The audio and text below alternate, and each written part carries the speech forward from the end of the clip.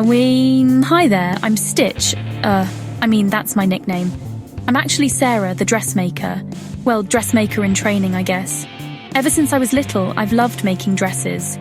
But not just any dresses, I make dresses that dance, that sing, that tell stories. My room is like a rainbow explosion of fabrics and threads. Mum says it looks like a craft store sneezed in here. When I'm creating, it's like the whole world disappears. It's just me, the fabric, and endless possibilities. The problem is nobody else seems to get it. They want normal dresses, whatever that means. At school, the other kids call me Weird Wardrobe Girl. Not the catchiest nickname, I'll admit, but I think they're secretly jealous of my style. But I can't help it. When I see fabric, I don't just see cloth, I see possibilities.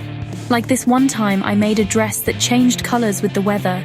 Sunny yellow on bright days, cool blue when it rained. Or the time I created a ball gown with tiny fireflies that lit up in the dark. Magical, right?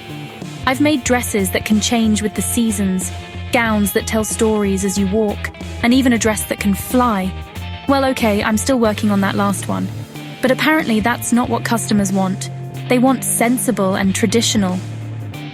And that's where Mrs. Prim comes in. She runs the fanciest dress shop in town, and she's all about rules and tradition. She thinks my designs are just, well, let's just say she's not a fan.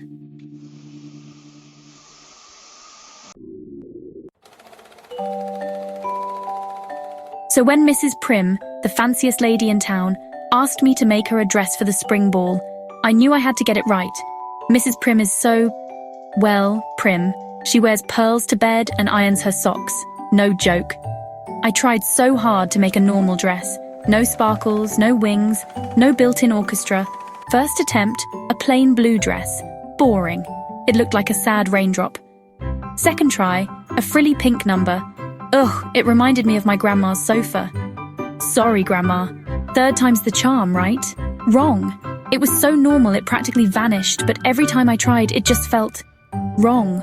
Like trying to fit a square peg in a round hole. I was about to give up when I looked at my sketchbook. All those wild, wonderful ideas I'd been too afraid to try. And then it hit me, like a bolt of glittery lightning. Why was I trying to be someone I'm not?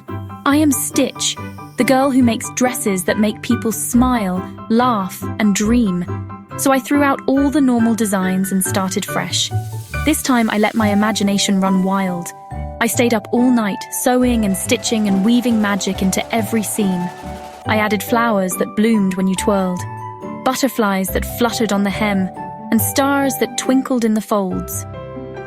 When Mrs. Prim arrived the next day, I was so nervous I could barely breathe.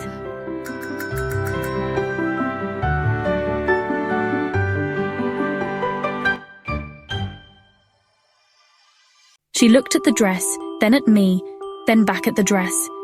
Her eyebrows shot up so high they nearly flew off her face.